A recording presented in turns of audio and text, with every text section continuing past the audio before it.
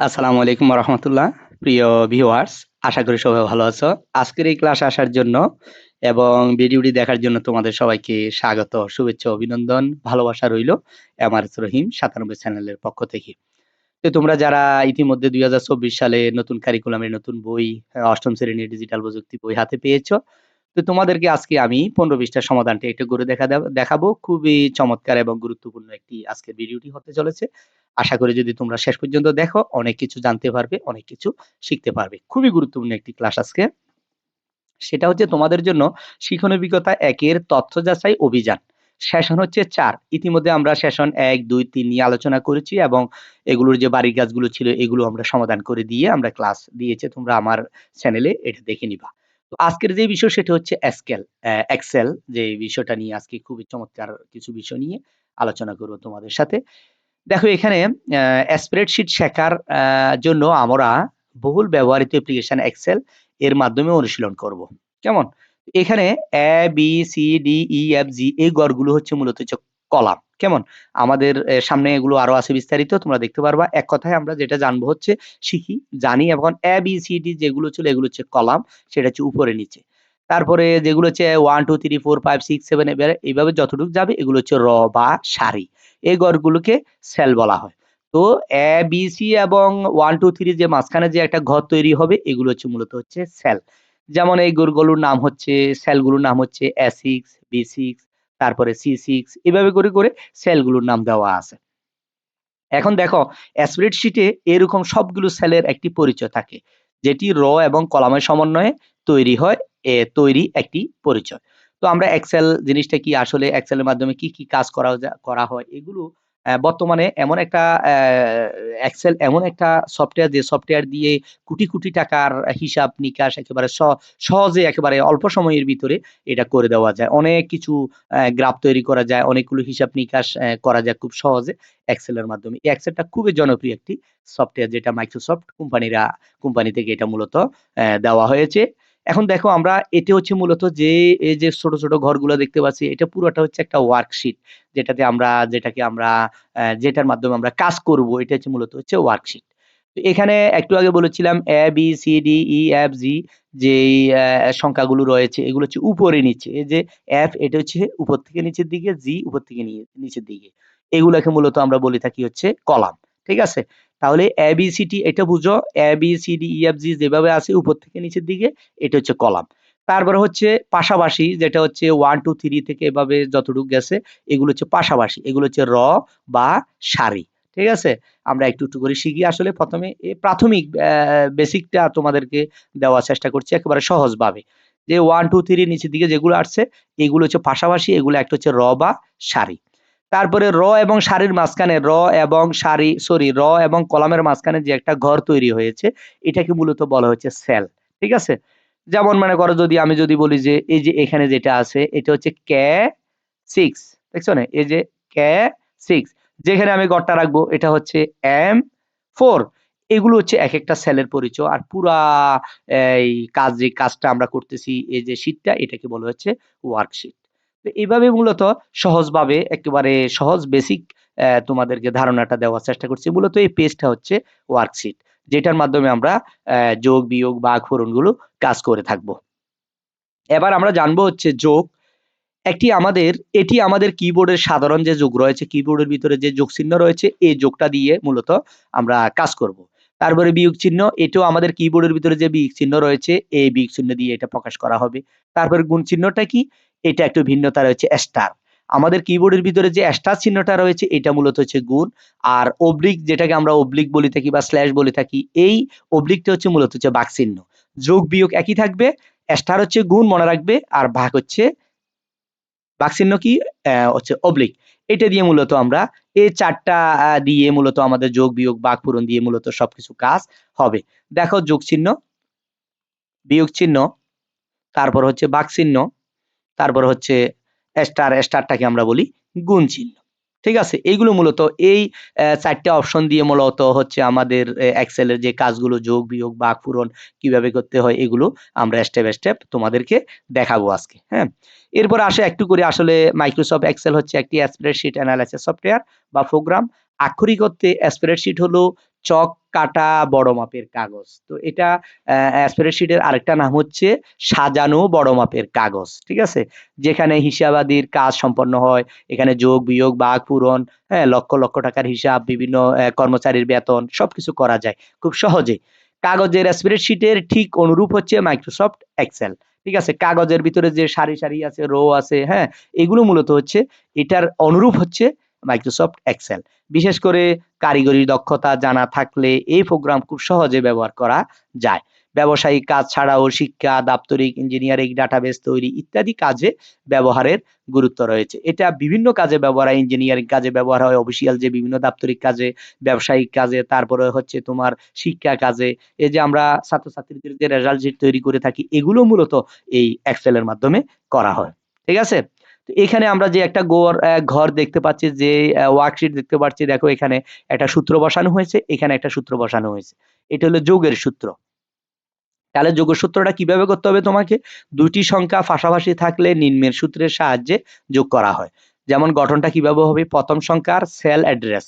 এই প্রথম সংখ্যার সেল অ্যাড্রেস হচ্ছে A1, ঠিক আছে? তারপর হচ্ছে B1। এই যে দেখো এখানে A1 যোগ B1। প্রথমে সমান সমান দিতে হবে। সমান সমান দিয়ে A1 যোগ B1 দিয়ে যখন তুমি এন্টার চাপ দিবে, যোগ চিহ্ন হয়ে যাবে। খুবই মজার, খুবই চমৎকার একটি সফটওয়্যার। তো এখানে দেখো to add select the cell type, প্রথমে সমান সমান তোমাকে দিতে হবে। ওই যে ঘরের ভিতরে এই যে এখানে সমান সমান দিতে হবে, দেখো এখানে।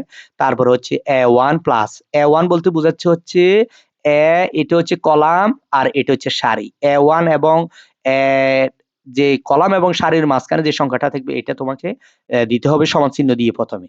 তারপরে প্লাস চিহ্ন দিবা, তারপরে B1 দিবা। B1 হচ্ছে এই যে এখানে B1 এর যে ৬৭, এটা দিয়ে যখন তুমি এন্টার দিবা এন্ড দেন ফ্রেশ এন্টার। এটা দেওয়ার সাথে সাথে কি হয়ে যাবে?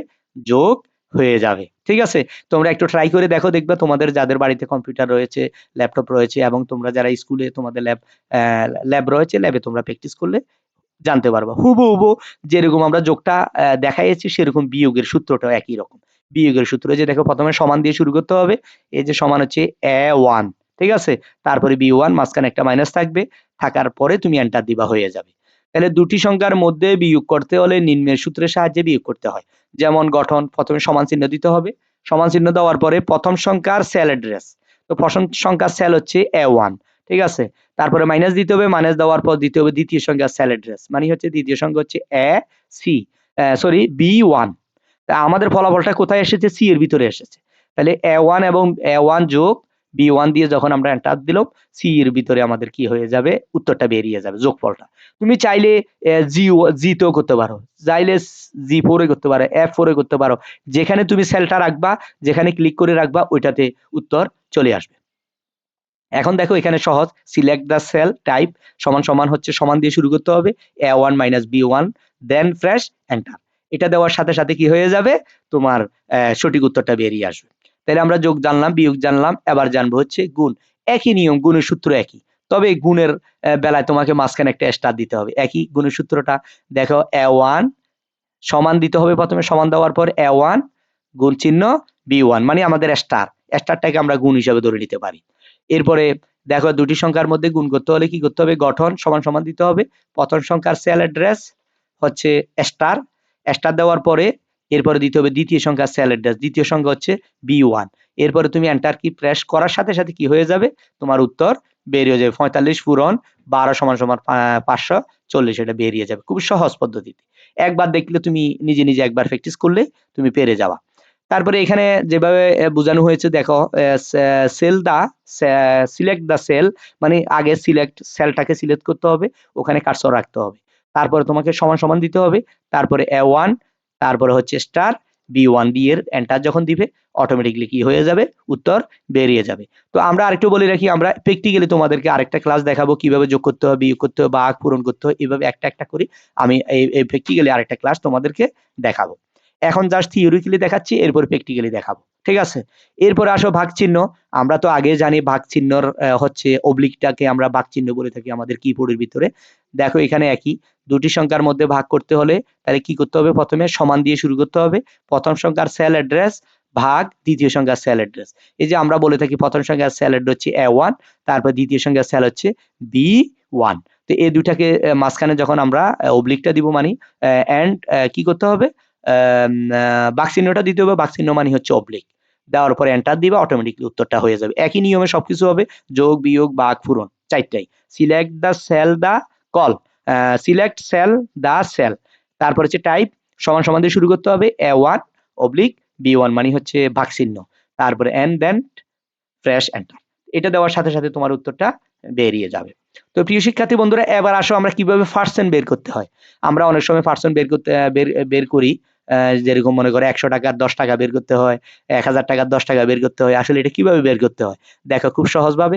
এটা হচ্ছে আমাদের ওয়ার্কশিট পার্সেন্ট বের করার সূত্র। দেখো প্রথমে কি করতে হবে তোমাকে, প্রথমে সমান সমান চিহ্ন দিয়ে শুরু করতে হবে, যে সংখ্যার পার্সেন্ট বের করবে ওই সংখ্যার সেল অ্যাড্রেস। তাহলে আমরা প্রথমে সমান সমান দিয়ে শুরু করব A1, A1 এর ভিতরে যে সংখ্যাটা রয়েছে এখানে কত আছে এখানে দেখো, এই সংখ্যাটাকে কি করব আমরা পার্সেন্ট বের করব। কত পার্সেন্ট বের করব, 15% বের করব। তাহলে কি করতে হবে, প্রথমে যে সংখ্যার পার্সেন্টেজটা বের করবে ওই সংখ্যার সেল অ্যাড্রেস দিতে হবে, দেওয়ার পরে এরপর গুণ চিহ্ন। গুণ চিহ্ন মানে কি আমরা আগে জেনেছি, স্টার। ঠিক আছে, স্টারটা হচ্ছে গুণ চিহ্ন। যত পার্সেন্ট বের করবেন এবং পার্সেন্ট চিহ্ন, তারপর এন্টার করতে হবে। তো এরপরে সংখ্যাটা দেওয়ার পরে এখানে যদি 15% হলে 15%, যদি 10% হলে 10%, 20% হলে 20%, দেওয়ার পরে পার্সেন্ট চিহ্নটা দিতে হবে, দিয়ে এন্টার দেওয়ার সাথে সাথে কি হয়ে যাবে, উত্তর বেরিয়ে যাবে। ঠিক আছে, যেমন সিলেক্ট দা সেল, আমরা সেলটা সিলেক্ট করলাম এবং কি করতে হবে, দেন টাইপ, টাইপ করতে হবে কি এভাবে করে, সমান চিহ্ন দিতে হবে প্রথমে, দেওয়ার পরে A1 স্টার 15%, 15% হতে পারে, 20% হতে পারে, 10% হতে, যেটা তোমার দাও। এরপরে কি করতে হবে, এন্ড দেন ফ্রেশ এন্টার। এটা দেওয়ার সাথে সাথে তোমার কি হবে, উত্তরটা বেরিয়ে যাবে, কত টাকার পার্সেন্ট তুমি নিয়েছো এটা বেরিয়ে যাবে। খুবই সহজ, খুবই চমৎকার একটি সফটওয়্যার। এরপরে আসো গড় কিভাবে করব আমরা। আমরা গড় করতে হয় না, মনে করো একটা ছেলে সে বাংলাতে পাইলো ৭৬, ইংরেজিতে পাইলো ৬৭, তারপরে গণিতে পাইলো ৮৭, এইভাবে পাওয়ার পরে সবগুলো সংখ্যা আমরা যোগ করলাম, যোগ করার বললাম যে আমরা গড়ে কত পেয়েছে সে। তোমরা যারা গণিত করে থাকো গড়টা অবশ্যই বুঝবে, সমান এভারেজ করে ফেলবে।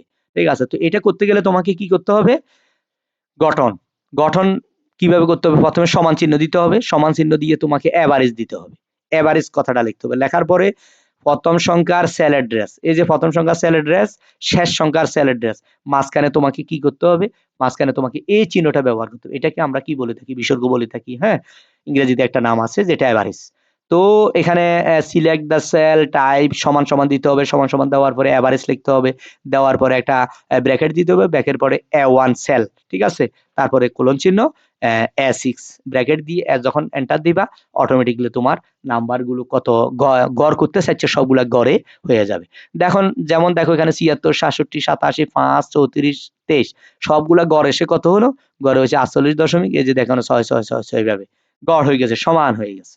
ঠিক আছে, তো এইভাবে আমরা কি করতে পারি, গড় করতে পারি। তাহলে প্রিয় শিক্ষার্থী বন্ধুরা, আজকে আমাদের অষ্টম শ্রেণীর ডিজিটাল প্রযুক্তির আমরা শিখন অভিজ্ঞতা ১-এর ৪ এই বিষয়ের যে এক্সেলের যোগ বিয়োগ ভাগ পূরণ রয়েছে, তথ্যের সমন্বয় রয়েছে, আমরা এখানে আজকে এটা বিস্তারিত আলোচনা করেছি। তো প্রিয় শিক্ষার্থী বন্ধুরা, তোমরা যারা নতুন এসেছে ক্লাসে, নতুন দেখেছো ভিডিওগুলো, অবশ্যই আমাদের যদি ভালো লেগে থাকে চ্যানেলটি সাবস্ক্রাইব করে রাখবে, নতুন নতুন ভিডিও সহজে পেয়ে যাবে। তো আজকে যে এক্সেল নিয়ে কথা বলেছি, আরো বিস্তারিত একেবারে প্র্যাকটিক্যালি যোগ কিভাবে করতে হয়, বিয়োগ কিভাবে করতে হয়, এটা নিয়ে আরো বিস্তারিত আমি ক্লাস নিয়ে আসবো। তো ভালো থাকো, সুস্থ থাকো সবাই। আসসালামু আলাইকুম ওয়া রাহমাতুল্লাহ।